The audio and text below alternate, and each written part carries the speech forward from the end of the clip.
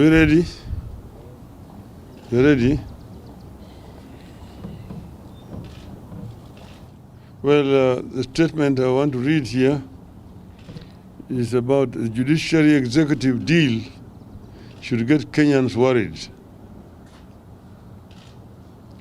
We raised alarm when information emerged that the head of the judiciary, Madam Martha Koome, was seeking a meeting with the head of the executive, Mr. William Ruto, supposedly to iron out differences between the two branches of government.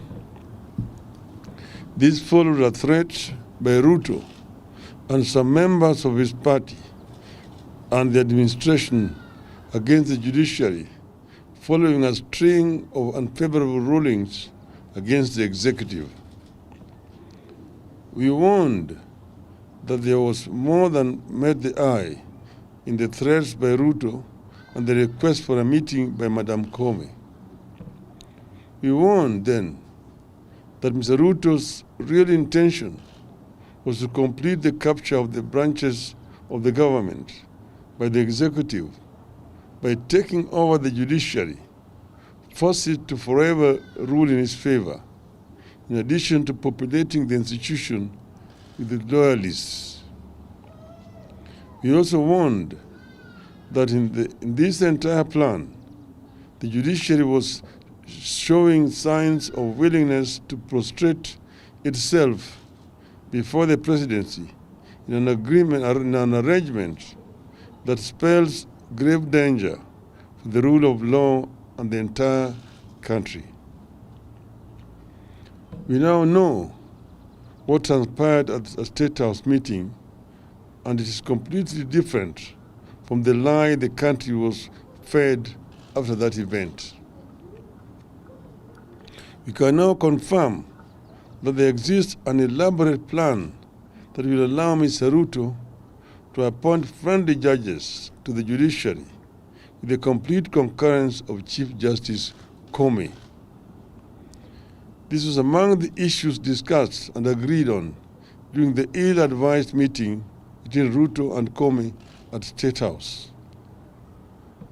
At the meeting, the Chief Justice and Mr. Ruto reached an agreement that will supposedly allow Mr. Ruto to provide additional funding to the judiciary.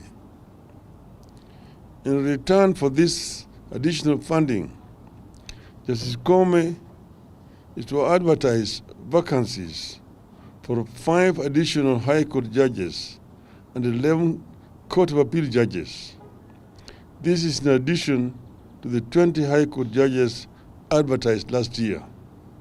As a matter of fact, the advertisement of the 11 judges has just been done today. It is in today's Gazette. In that agreement, the 5 High Court judges and 2 Court of Appeal judges will be for Mr. Ruto to forward to the JSC. And he floated the names. Immediate former IEBC chairman, Mr. Wafula Chebukati, and former IEBC chairman, Ahmed Isaac Hassan, are to be appointed as Court of Appeal judges, with Chebukati later being elevated as the Chief Justice before the 2027 general elections. The targeting of the High Court and the Court of Appeal by Ruto is intentional. The administration believes it has completely captured the Supreme Court and now wants to target the problematic lower courts by stuffing them with loyalists with the cooperation of the Chief Justice. After filling the executive with people of questionable integrity and capacity, and who will remain eternally grateful to him, Mr. Ruto is looking to set up a user-friendly judiciary full of people with questionable pasts and limited capacity. And unfortunately, the Chief Justice is gladly smiling along and playing the ball. Officially, Mr. Ruto is supposed to have agreed to give additional funding to the judiciary. That is a cover-up. The judiciary does not draw any funding from the executive or state house. Article 173 of the Constitution of Kenya established the Judiciary Fund, which is administered by the Chief Justice, Registrar of the Judiciary. Which is administered by the Chief Registrar of the Judiciary. The provision of the Judiciary Fund as contained in Article 173 states as follows. 1. There is established a fund to be known as the Judiciary Fund, which shall be administered by the Chief Registrar of the Judiciary. 2. The fund shall be used for administrative expenses of the judiciary and such other purposes as may be necessary for the discharge of the functions of the judiciary. 3. Each financial year, the Chief Registrar shall prepare estimates of expenditure for the following year and submit them to the National Assembly for approval. 4.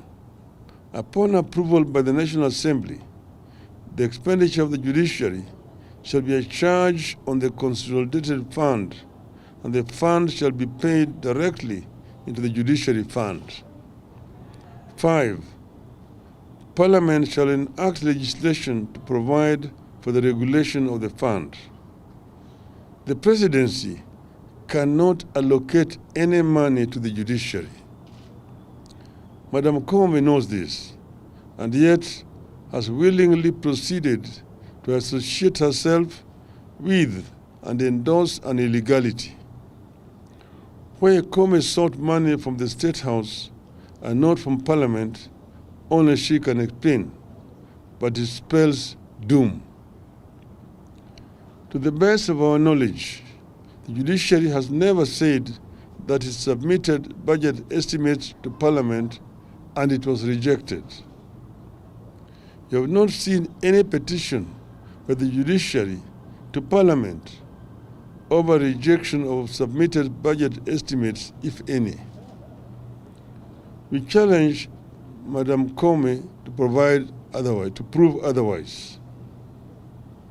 Ruto is engaged in maneuvers designed to mitigate the ability of the courts to act as a check against the executive power at a time he has already muzzled legislative power through the capture of Parliament. And if you want to know that the National Assembly is captured, take note that the National Assembly Speaker, Moses Wetangula, filed a notice of appeal at the Supreme Court challenging the appeal court decision that declined to extend order allowing housing levy deductions.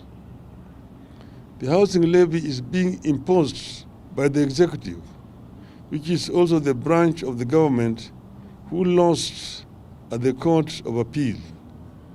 But it is Mr. Wetangula who has moved to the Supreme Court. What a shame. His loud protests against the court rulings are meant to intimidate and paralyze the courts. The latest move agreed on at the meeting with the Chief Justice are meant to enable him to pack the courts with the Kenya Kwanza friendly appointees. The scheme is further meant to transfer certain judges from the courts to the IEBC so that Ruto has a grip on the courts and the election management body as well. Where this country goes from here, should Ruto complete his intended capture of all branches of the government, should be everyone's worry. The capture of the judiciary, of all institutions, is the beginning of a steady descent into anarchy. It is the beginning of the embrace of the law of the jungle instead of the rule of law. Impunity and capture of independent institutions by a corrupt executive is what drove Kenya to war in 2007-2008. A repeat exercise seems to be underway, and the results might not be different. And Kenyans have been here before. Still, when the Judicial Service Commission advertises vacancies next week, Kenyans will know what it means and who will get the jobs. It means 5 new judges picked by Mr. Ruto for the High Court and 2 judges in the name of Chebukati and Hassan, equally picked by Ruto. And the descent into the abyss will get a new momentum. In the meantime, we challenge Mr. Ruto and Madam Kome to tell the truth about their meeting. End of statement. Saddened at what happened last night in Embakasi village, where there was an explosion at an LPG filling plant, which has caused death, I'm told by now, of 4 Kenyans, and that very many people actually have been injured. We're told that people have different degrees of burns who have been treated at different institutions belonging to the Nairobi County government. We say pole to the families of the deceased and those who have been injured.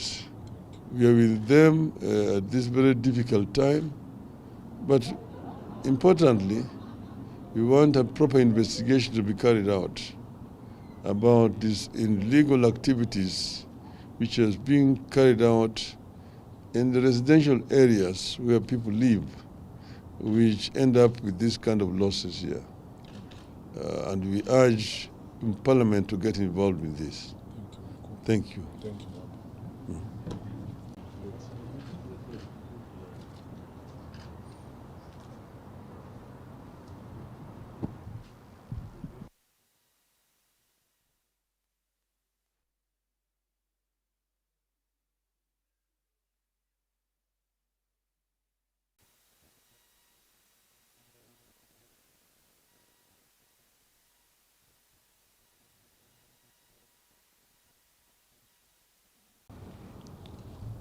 Are we ready?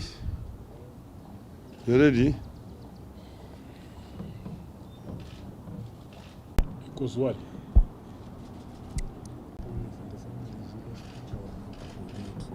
On another issue,